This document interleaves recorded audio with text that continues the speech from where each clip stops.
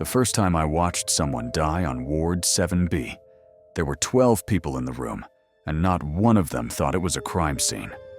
The monitor screamed first, then the bed, then the family in the hallway. "Code Blue, 7B12, someone shouted into the ceiling speaker. Feet pounded. The crash cart slammed through the door. Gloves snapped. A mask hit the floor and skidded under the bed. In the center of it all, under the fluorescent lights, Claire Hartley climbed onto the mattress and started compressions. Her ponytail came loose on the second cycle. Sweat ran down her neck. Her arms locked, shoulders over her wrists, counting under her breath. 1, 2, 3, 4. The patient was a big man in his 50s, chest caving in rhythm under her hands. His wife was outside the curtain, both palms over her mouth, making small, helpless sounds that didn't belong to an adult. Charge to 200. Clear! The body jumped. Nothing. Again. The air was thick with the smell of plastic, sanitizer, and that sour fear that only exists in hospitals at 3 in the morning. I was at the foot of the bed, trying to stay out of the way of the hands that might matter more than mine. Any pulse? Nothing. We went longer than the protocol liked. No one wanted to be the first to say stop. In every documentary they've made about us since, this is the scene they recreate. The dramatic code, the sweating nurse, the killer hovering over a body that will not come back. They slow it down. Add dark music. Zoom in on Claire's face, as if the answer is written there. They tell you this is where the killing started. They're wrong. That man was already dying before his heart stopped. The story they put on television begins in this room. The story I have to tell you begins somewhere else. Months earlier, with a meeting, a graph, and a decision no one will admit they made. And it does not start with Claire Hartley. It starts with me.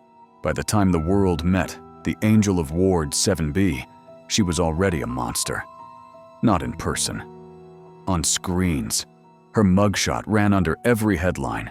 Her name crawled across every talking head show. Her face, washed out by booking room light, became the picture people saw in their minds whenever someone said, "Killer nurse." Her real name was Claire Hartley, 34 years old, intensive care nurse. No husband, no kids, no criminal record. If you only know her from the way they talk about her now, you'd think she was born to poison people in their sleep. They don't show the part where she spent 12 years holding hands in the dark while machines beeped and families whispered, "Is he still breathing?" They start with the deaths. They always start with the deaths. 6 patients on the same ward in 1 year. All of them stable but serious.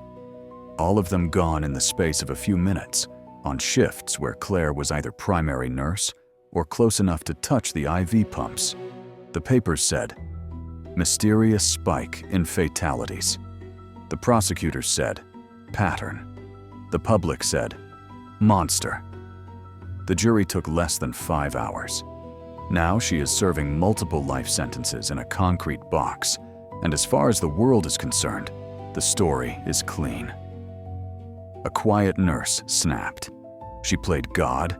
She killed people who trusted her. They call it justice. I know that story. I watched it unfold like everyone else did.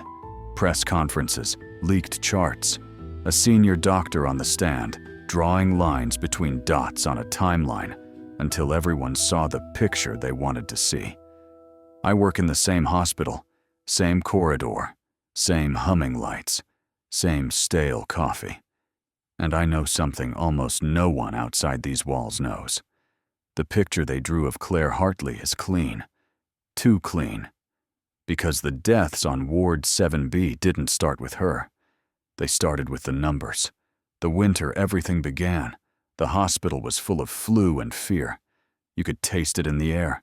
Every waiting room was packed. Every bed was full. Stretchers lined the hallways like abandoned boats, masks on faces, eyes above them, tired and worried. On paper, St. Bartholomew's Medical Center was a success story, a big academic hospital with a polished website and glossy brochures bragging about survival rates and patient satisfaction. Underneath the brochure language, the math was simpler. We were drowning. Not enough staff. Not enough money. Too many patients. Families don't see that. They see white coats, badges, and bright lights. They don't see the spreadsheets where administrators argue about ratios and targets. They don't hear the meetings where someone says, length of stay reduction, in the same calm tone you'd use to talk about the weather. They don't see how a place built to keep people alive can quietly develop a different obsession. Numbers. Average stay. Readmission rates.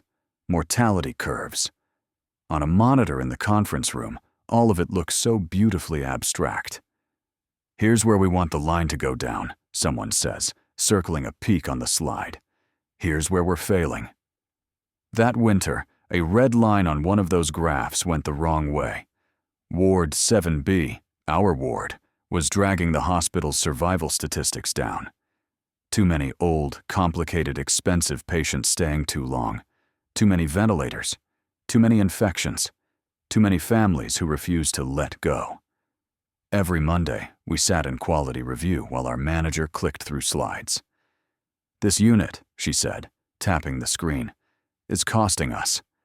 Length of stay is above target. Bed turnover is sluggish.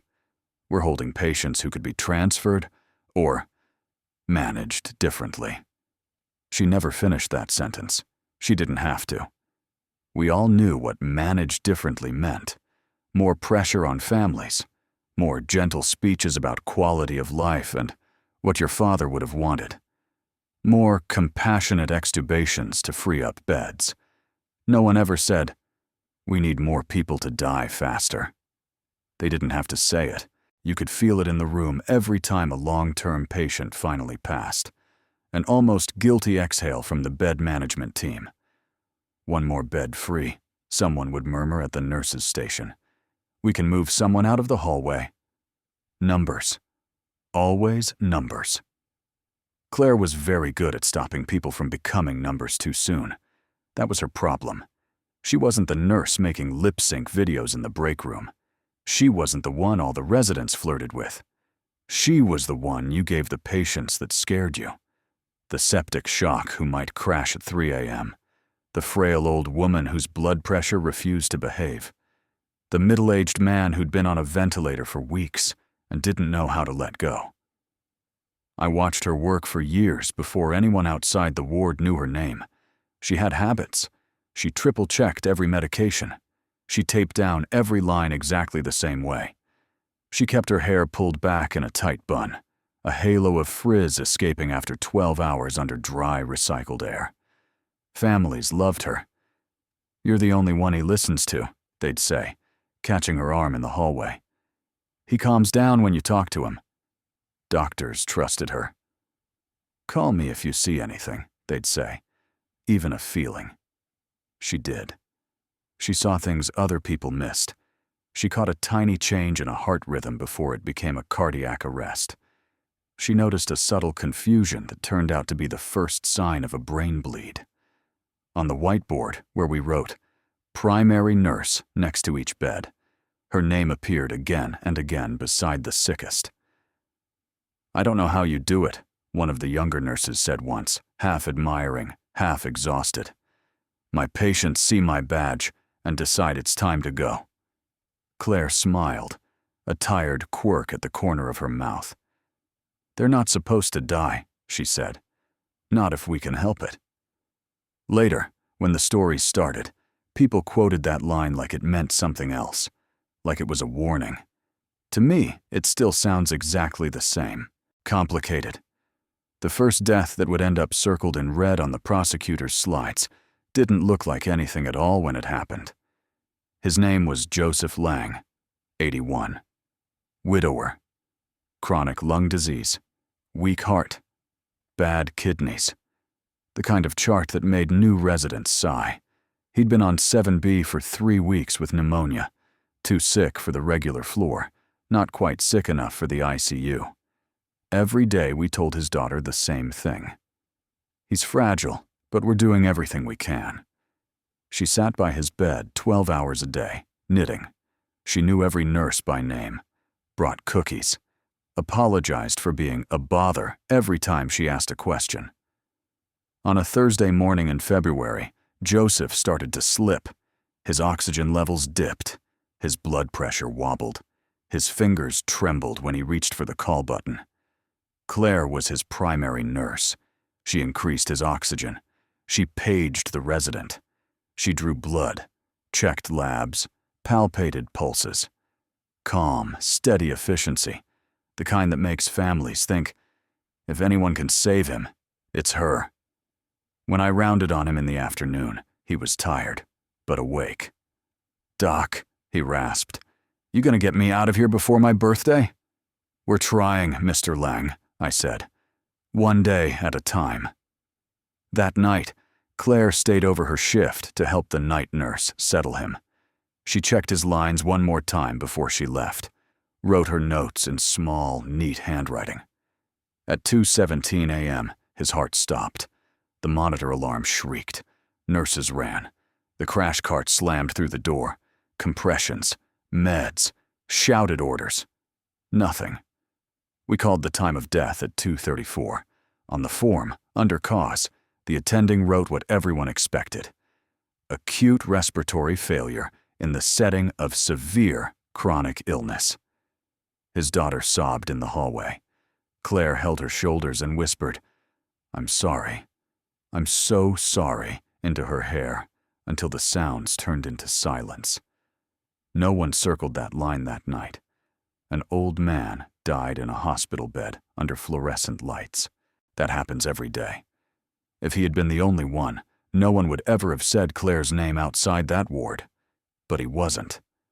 2 months later, a 45-year-old schoolteacher with a ruptured aneurysm never woke up after surgery.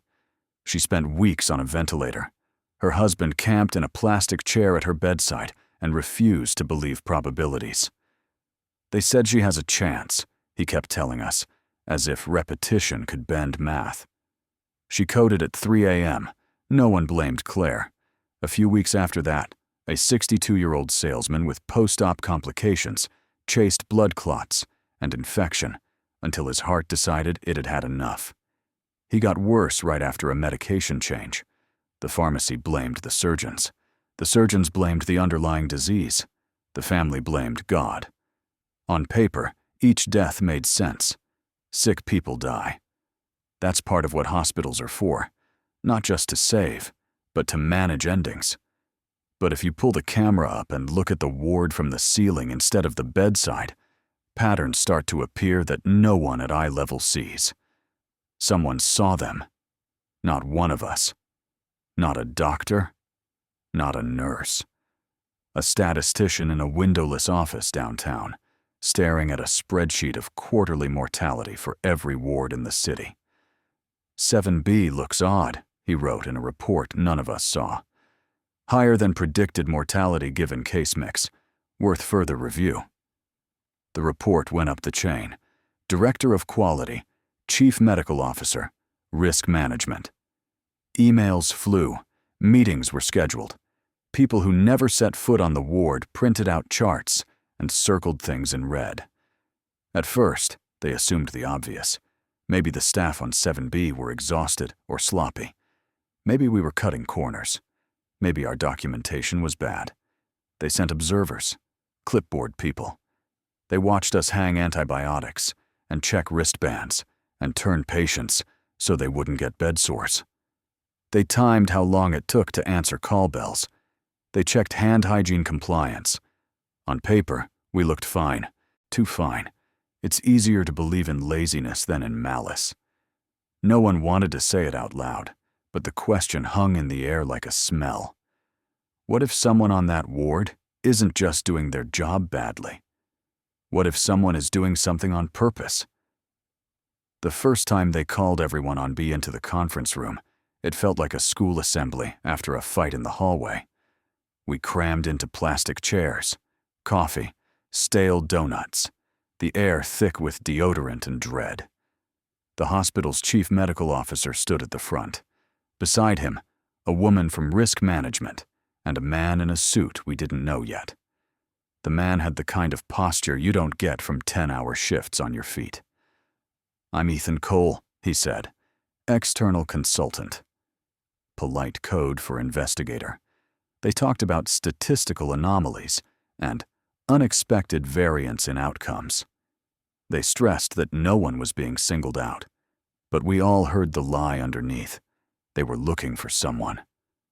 "In situations like this," Ethan said, "it is sometimes the case that a staff member is intervening inappropriately." Nobody breathed. We all knew what he meant. Angel of death, nurse from the headlines, serial killer in scrubs. He didn't use those words. He didn't have to. A respiratory therapist muttered, "Come do my night shift, and then talk to me about your variants." Claire sat in the second row, hands folded in her lap, eyes fixed on a stain on the carpet. If you'd asked me that day who they'd end up blaming, I wouldn't have said her. There were louder people, sloppier people, people who cut corners when they thought no one was watching. Claire was the opposite. Careful, quiet, annoyingly precise. For a while, the investigation just made everyone tense. They pulled random charts, re-interviewed families, installed more cameras for safety. Then someone ran one more analysis, and everything changed. We found out how they picked her the same way everyone else did. Whispers at the nurse's station, half-overheard phone calls, a leaked email.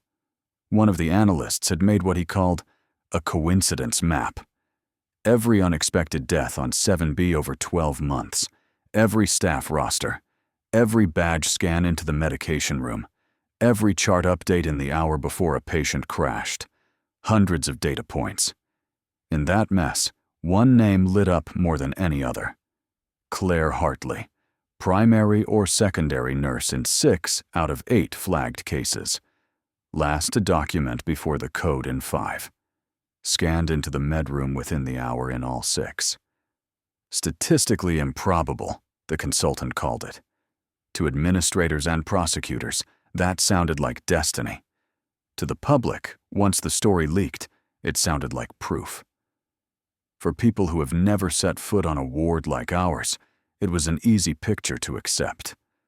Quiet nurse. Too many deaths. Always nearby.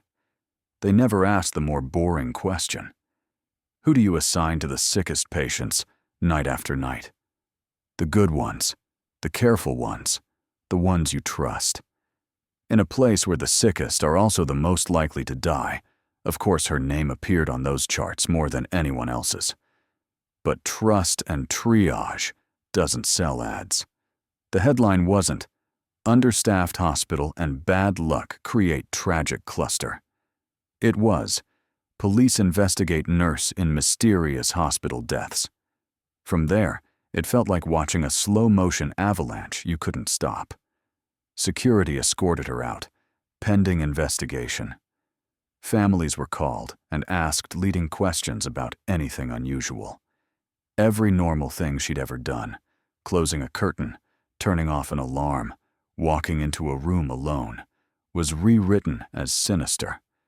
When detectives came, they didn't bring handcuffs at first.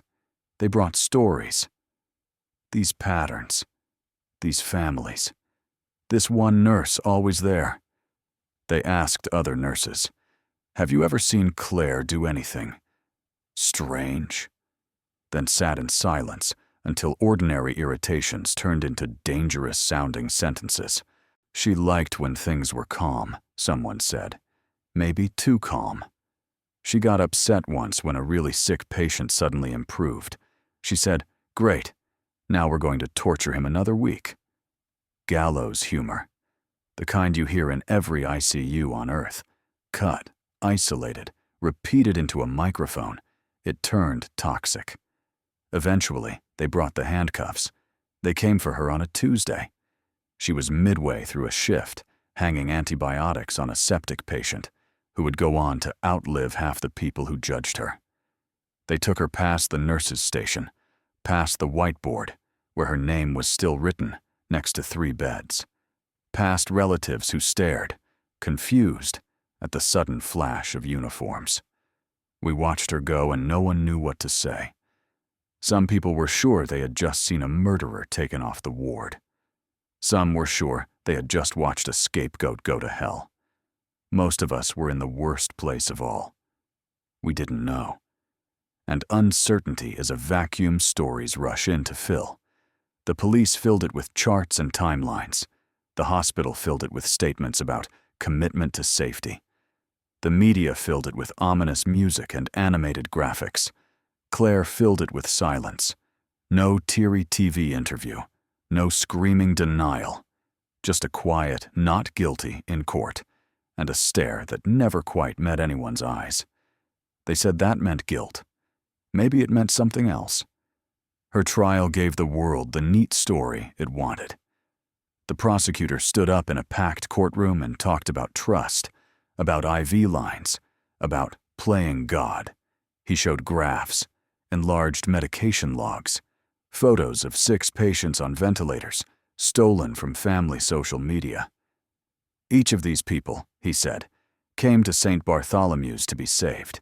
Instead, they met Nurse Hartley. The defense tried to argue the math. They called an expert who explained that if you always assign the same nurse to the sickest patients, her name will appear next to many deaths, even if she never does anything wrong. They pointed out that all 6 patients had severe illnesses, that every drug Claire hung had an order and a doctor's signature, that the hospital had every incentive to offer the public a single villain instead of a broken system. It didn't land. Juries don't fall in love with statistics. They fall in love with villains. And Ethan Cole, the consultant for the prosecution, was very good at drawing arrows for jurors. Here, he said, tapping a line of timestamps. You see Nurse Hartley scanning into the medication room at 2:11. At 2:17, the patient collapses. At 2:22, the code is called. Over and over, the same pattern, the same nurse, the same sudden crash. He never said the word proof. He didn't have to. By the time they went out to deliberate, everyone in that box knew what story they thought they were in. A hospital under strain, a nurse under pressure, a quiet breaking point. 6 bodies. When the foreman stood up and said, "Guilty on all counts," Claire flinched once, like someone had slapped her, and then went very still. The cameras loved that moment. They freeze on it in every documentary. They slow it down. They zoom in. She looks exactly like the monster the world has decided she is. That image is the one they repeat. They skip the years before. They skip the meetings. They skip the part no one wants to think about. The part where you can build a case on a real pattern and circle the wrong name. Because here is what almost no one outside our ward knows.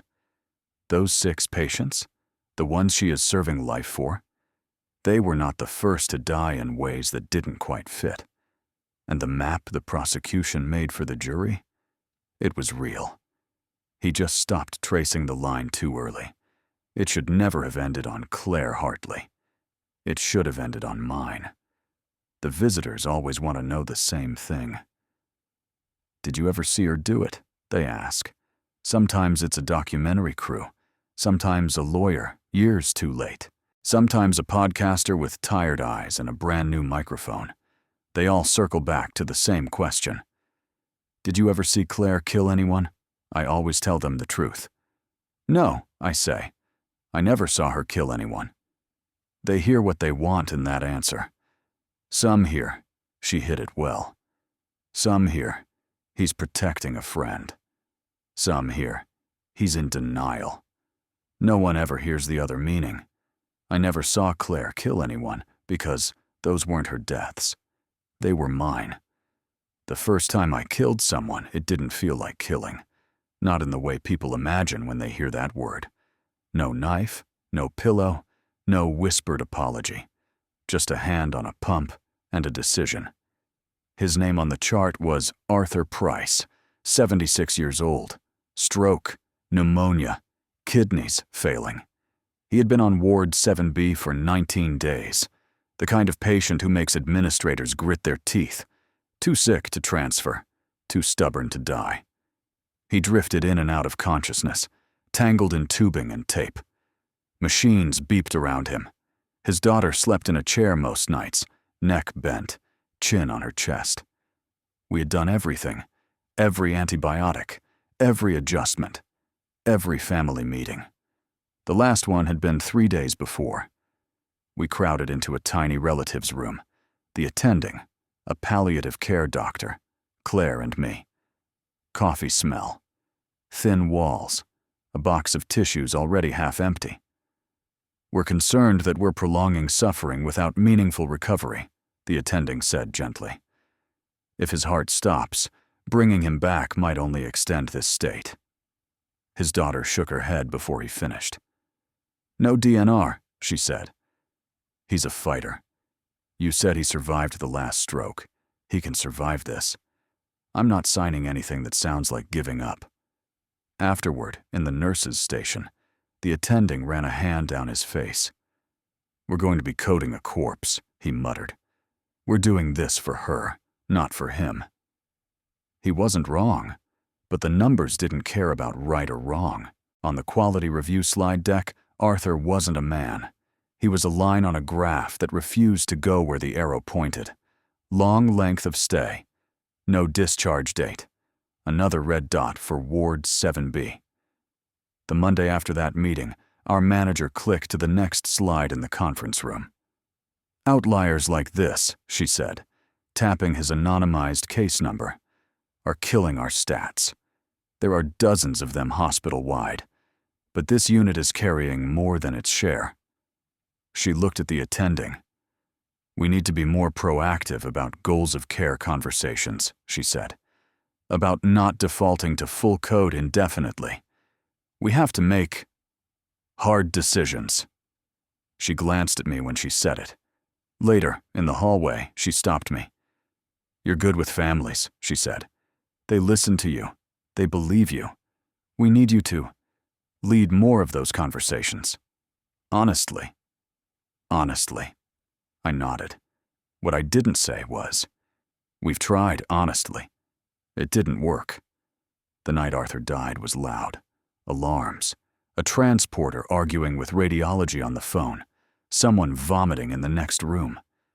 I was on call, half sitting at the workroom computer, trying to stay awake long enough to finish notes.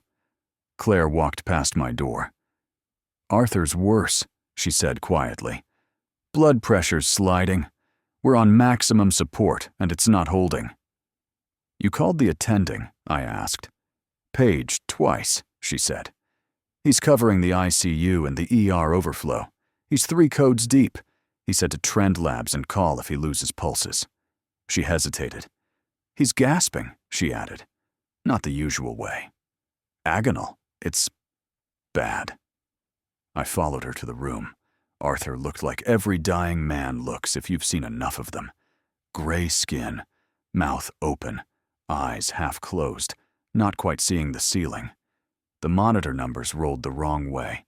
His daughter stood on the far side of the bed, fingers white around the rail. "Is he in pain?" she asked. The honest answer was complicated. The oxygen mask hissed.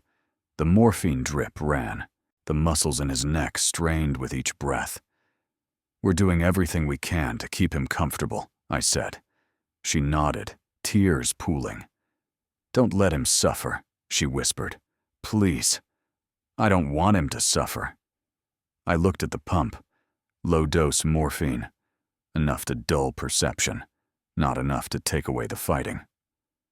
I thought about the Monday slides, the red dots, the way Winter's voice tightened when she said, "Outliers like this are killing our stats." I thought about the attending, stuck in another code 2 floors up.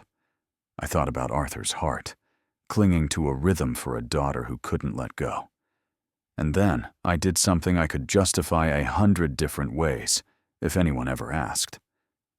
I walked around the bed, blocking her view of the pump with my body. I pressed a few buttons, increased the rate. Not to a ridiculous, obvious overdose. Just enough. Enough to smooth the fear out of his face. Enough to slow the drive to breathe. Enough to let a heart already halfway out the door take that last step. His breathing eased. The monitor numbers drifted down, down, down. The alarm changed from warning to flatline. Claire moved automatically. "Code?" she asked. Her hand hovered over the call button. I looked at the daughter. She was holding his hand, eyes closed, whispering something under her breath. Maybe a prayer. Maybe his name. "If we start compressions now," I said quietly, "we'll break his ribs. We'll shock him, stab him with more lines, drag him back into this same suffering for hours, maybe days. For what outcome?" Her shoulders shook. The full code order glowed in the chart like a dare. "He's already leaving," I said, softer. "This might be the kindest moment we ever get." Her fingers tightened around his hand. She didn't say, "Stop." She didn't say, "Save him." She didn't say anything. Silence can be consent if you need it to be. I looked at Claire. "Let's confirm," I said. No pulse, no measurable pressure. Pupils fixed. Time of death, 03:12. On the form, I wrote, "Respiratory failure in the setting of multi-organ dysfunction." Technically true. The morphine note? Rate adjusted for comfort per clinical judgment. Also technically true. You can bury a lot of sins under comfort. Nothing happened. No alarms from pharmacy. No calls from quality. No angry emails. On the Monday slide deck, Arthur Price's line disappeared from length of stay and reappeared on mortality. The red bump on the graph smoothed, just a little. Ward 7B's numbers looked better. Beds turned over a little faster. The bed manager smiled a little more often. "Thank God," someone said at the station a week later. "I thought we'd never get out from under this backlog. Feels like the unit is breathing again." That was the first time the thought brushed my mind, light as a moth wing. We are doing what they want. They just don't want it said out loud. I told myself Arthur had been gone already, that all I'd done was make a hard ending slightly less brutal. I told myself it was mercy. Nobody argued. So the next time, it was easier. Didn't happen every night. I didn't prowl the ward looking for victims. This isn't that kind of story. Most of the time, I did what every tired doctor does on an overstuffed ward. I adjusted fluids. I chased labs. I argued with radiology. I wrote notes that were too long for anyone to read. People lived. People died. The world kept turning. But on certain nights, with certain patients, the calculation changed. There was the middle-aged man with the massive stroke, whose brain looked like a storm on the CT. His wife refused to sign anything that sounded like giving up. He squeezed my hand, she said stubbornly. He wouldn't want to be left. It had been a reflex, his body, not his mind. He lay there for 14 days, jaw slack, eyes staring past us. We told her the odds. Neurosurgery told her the odds. Palliative care told her the odds. She nodded and said, "We keep going." I watched the quality slides climb back toward red. That night, when his blood pressure started to crater, despite 3 vasopressor drips, I stood at the end of his bed and pretended to think very hard before turning one of the pumps down. Not off. Never off. Just enough. He died with 3 different medications still technically running. On paper, we had done absolutely everything. On the ward, we freed up an ICU-capable bed. Someone in bed management sighed with relief. Someone in administration moved a red dot on a graph.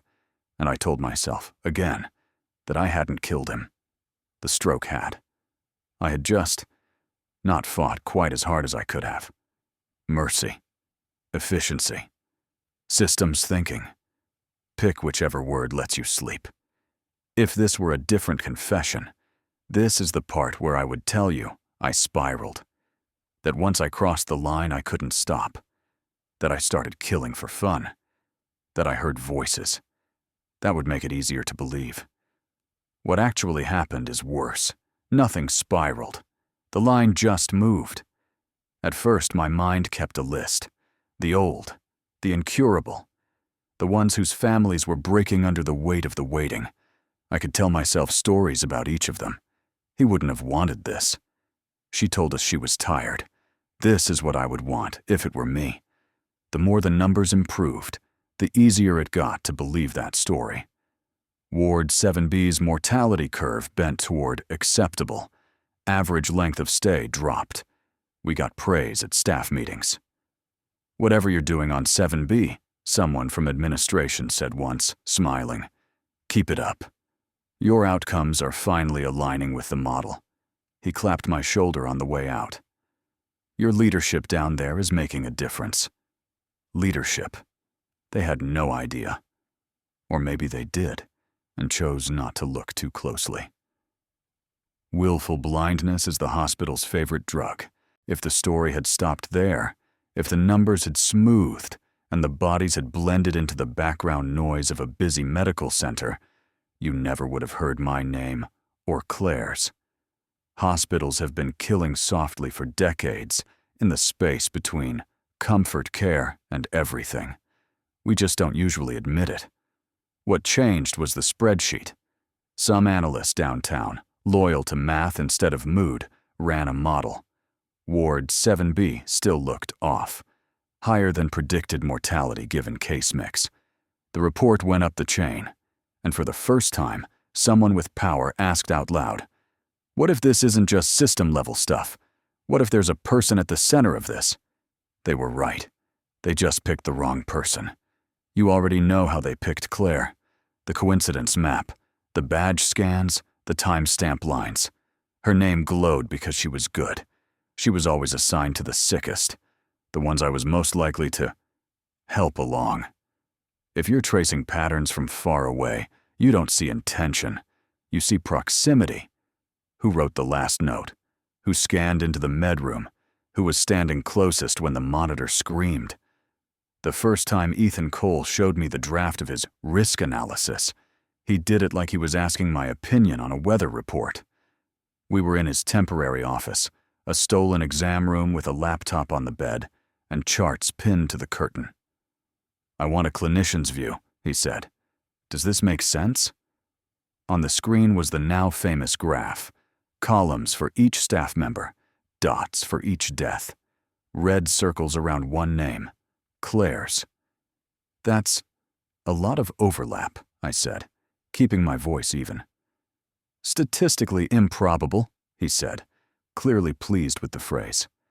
"Especially when you adjust for total hours worked." He zoomed in on a table. "See? Hartley has fewer total shifts than some of the others, but she's present, in some capacity, for almost all the flagged events. Nursing assigns her to the highest acuity patients, which is understandable. But," he let the sentence hang. "But it muddies the water," I finished for him. He smiled. "Or clarifies it," he said. "Depends on how you look at it." He turned to me. "You've worked with her longer than anyone," he said. "Off the record, does that look like bad luck to you?" I thought about all the nights I had stood at the end of a bed, hand on a pump or a dial, making micro decisions nobody would ever see. I thought about the way Claire would come on shift, take over my patients, and inherit the outcomes of choices she hadn't made. I thought about Arthur, the stroke patient, the businessman with the clots, and I heard myself say, "I don't know what it looks like," I said slowly. "I know she's on the sickest patients more than anyone else. If your model doesn't account for that, it might be misleading." He nodded, like he appreciated my caution. Then he clicked to another slide. "This is the adjusted model," he said. "We factored in acuity scores. Still gets you here." The red circles didn't move. Of course they didn't. The system didn't flag my decisions as discrete events. There was no field in the database for "Doctor considered easing off the vasopressor" because everything seemed hopeless and the bed was needed. All the model knew was patient unstable, nurse nearby, doctor documented standard care. The only variable that was visible, countable, circleable was her. Ethan watched my face. "We both know someone's doing something," he said quietly. "This isn't random. If it's not her, who is it?" The question hung between us. Invitation. Threat. Confession booth. I could have told him. Right then, in that cramped room, I could have said, "You're looking at the wrong name. It's not the one in red. It's the one at the bottom of your slide, labeled attending of record. The one you think is safe, because you need someone like me to help you make sense of your numbers." Instead, I said, "I don't know." Because by then, the story had momentum, and I was tired. Tired of fighting families who couldn't let go. Tired of attending meetings where we were beaten with our own statistics. Tired of pretending that we weren't already doing exactly what the system wanted in the dark. If the machine needed a face to hang its guilt on, it wasn't going to be mine. It was already halfway to being hers. All I had to do was stop defending her, stop complicating the picture, let the arrow land where it wanted. In medicine, omission kills just as effectively as action. People like to imagine framing someone as a Baroque process. Forged documents, switched samples, gloves and bleach. Most of the time, it's much simpler. You don't have to plant evidence if the world is already full of it. You just tilt. Leave out a detail when you're interviewed. Emphasize an anecdote that fits the story they want. Stay quiet when a pattern is misread. The detectives asked me, same as everyone else, "Did you ever notice anything off about Nurse Hartley?" I could have said, "She's obsessive about dosing. She questions orders if they don't look right. She's the one who catches my mistakes." Instead, I said, "She takes losses hard," I offered. "Sometimes she seems almost too invested, like she needs things to go her way." "Did she ever say anything strange about patients dying?" the older detective asked. I thought about her gallows humor, the night she'd looked at the whiteboard and muttered, "Half of these people are going to haunt me." I thought about the way we'd all laughed, because you either laugh or break. "She said once," I told him, "that sometimes it felt like we were just prolonging suffering, that death might be kinder than what we do." That was all, a completely normal thing for any ICU nurse to say. In the prosecutor's mouth months later, it became, she believed death was kinder than life for some patients. On the stand, under oath, they read my words off a printout. "Doctor, you testified that Ms. Hartley once said in your hearing that death might be kinder than what the hospital was doing to patients, correct?" "Yes," I said. I didn't add. "And so have I. And so has every human being who's watched someone drown in their own lungs for 3 weeks. They asked if I had ever seen her mishandle medication. I remembered the times she'd halved my orders when she caught that I'd clicked the wrong concentration in a sleepy haze. I said, "No. Truth." They asked if I believed she was capable of doing what they claimed, deliberately pushing air into lines, giving unprescribed doses, quietly killing. I could have said, "I don't know." Instead, I paused just a fraction too long. "I never thought she would," I said finally. Not couldn't. Not impossible. Never thought she would. The jury didn't care about the difference. Their heads turned toward Claire. Of everyone in the room, she was the only one whose eyes didn't move. She stared at the table, jaw clenched, as if the wood grain was the only thing holding her in place. The night after the verdict, I walked the ward like a ghost. Rooms were full. Monitors beeped. New patients had already taken the beds of the ones she'd been convicted of killing. The staff were quieter than usual. Some whispered that justice had been done. Some whispered that something was wrong. Most just didn't whisper at all. In room 7B9, an old woman with end-stage heart failure wheezed around her oxygen mask. Her son pulled me aside. "She told me," he said, nodding toward his mother, "that if it ever got too bad, she didn't want machines, didn't want shocks." He rubbed his face. "I couldn't sign anything," he admitted. "The DNR form, it felt like killing her myself." He looked at me, eyes wet. "How do I do right by her?" he asked. "You see this every day. You know, tell me what the right thing is."